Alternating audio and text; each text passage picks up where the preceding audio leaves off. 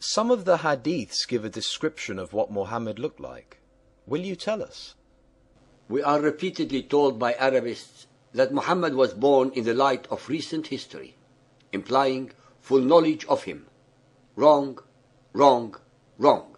In fact, we know less about Muhammad, who was allegedly born circa 570 AD, than our knowledge of Abraham circa 2300 BC, Alexander the Great circa 356 BC, or Julius Caesar of circa 100 BC. His early life and his life in general were not documented because the Arabs of his days were steeped in ignorance, superstition, and illiteracy, with very little knowledge of writing or even the materials to use thereof. Nomadic or semi-nomadic people cannot create a civilization, especially in an arid and desolate land such as found in the Arabian desert.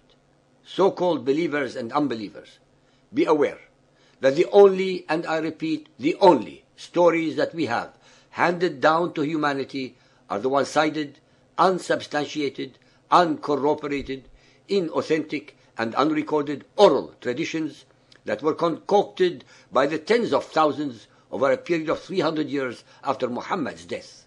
All that we have emanates from the self-serving Islamic sources, invariably legendary, mythical, and contradictory, none of which are primary or even secondary.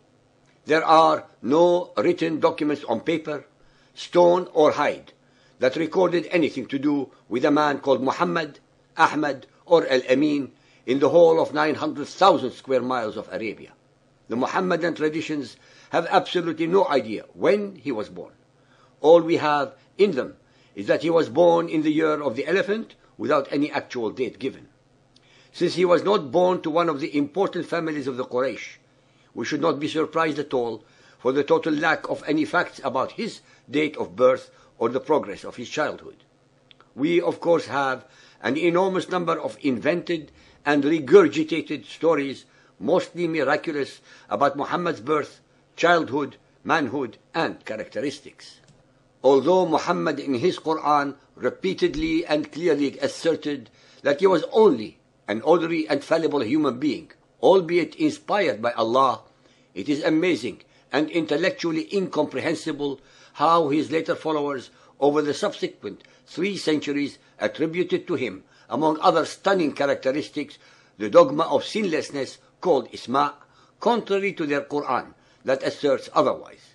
His attributes are comparable to those given to Allah: merciful, compassionate, generous, forgiving, brave, truthful, loyal, loving, trustworthy, genius, prophetic, just, moral, etc., etc. Muhammad is, in the indoctrinated and uninquisitive minds of his followers, the most perfect male being that was ever created, rivaling Jesus by leaps and bounds. They have actually dehumanized him and are now, with our knowledge of the facts, are paying a very heavy price. So-called believers and unbelievers, please note that the impeccability of Muhammad is based upon a different foundation than the Christian concept of the sinlessness of Jesus. Muhammad's impeccability is asserted for the purpose of establishing the validity of his revelations only, his Quran. Jesus' sinlessness, on the other hand, is the corollary of the affirmation of his divinity. As all of you, our listeners, have found out through 205 chapters so far, Muhammad was actually the exact opposite of what his followers metamorphosed him to be. He was, as we have repeatedly and clearly demonstrated, a compulsive liar, a serial rapist and sexual predator, a coward, a psychopathic, hate-mongering aggressor, a pathological deceiver and betrayer of trust, a creature who was totally devoid of any mercy or compassion, and a megalomaniac to boot. We have addressed and proven each and every which one of the above characteristics based entirely upon the very Arabic of the Quran, hadith, and tradition passed on to us by his followers. Ladies and gentlemen, the very first complete biography of Muhammad was actually put on paper at least 150 years after his death by the incredible Ibn Ishaq in his monumental and detailed Sirat Rasulullah, or the life of the Messenger of Allah, as translated by Alfred Guillaume. In fact, this book, which is available, should be a must-read by any of you who wants to know in detail Muhammad's demonic characteristics passed on to us not by an enemy of Muhammad or Islam, but in Arabic by one of his most ardent and loyal followers. So much so that many modern Muhammadan apologists try to do their best to cast him as a liar or untrustworthy. The usual accusations made by Muhammadans whenever one is telling the truth or facts about Muhammad's unsavory characteristics. Also, be very aware of the fact that out of almost 1 million hadiths collected by Bukhari and Muslim and Tirmidhi hadiths, not even 10,000 are considered authentic or sahih. It is unfortunately in such a disgusting degree of mendacity and deception of Muhammad's alleged traditions that 1.4 billion of his followers base their faith into and extol so much actually leave a lot to be desired. Al-Tirmidhi Hadith 5791 narrated by Ali ibn Abu Talib. When Ali described the Prophet, he said, he was neither very tall nor excessively short, but was a man of medium size.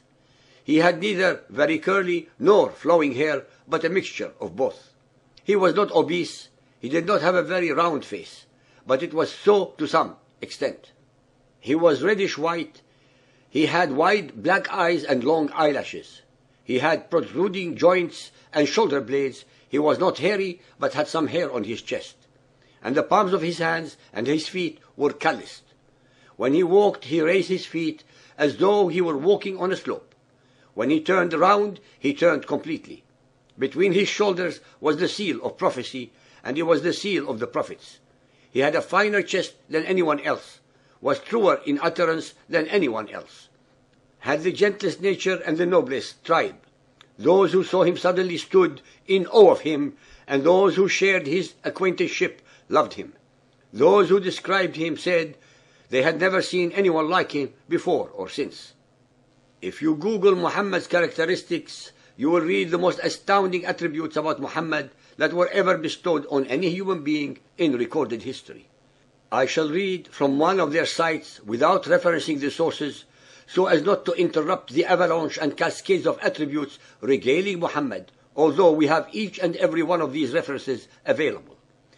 Bismillah, Assalamu alaikum. The following is the description of the physical characteristics and attributes of the best of creation, our most beloved Prophet Muhammad, peace and blessings of Allah be upon him.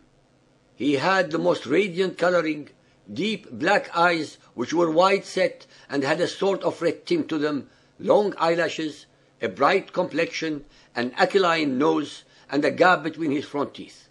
His face was round with a wide brow, and he had a thick beard which reached his chest.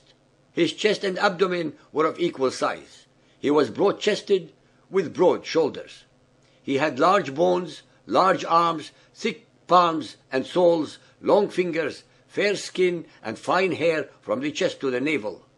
He was neither tall nor short, but between the two. In spite of that, no tall person who walked with the Prophet seemed taller than him. His hair was neither curly nor straight.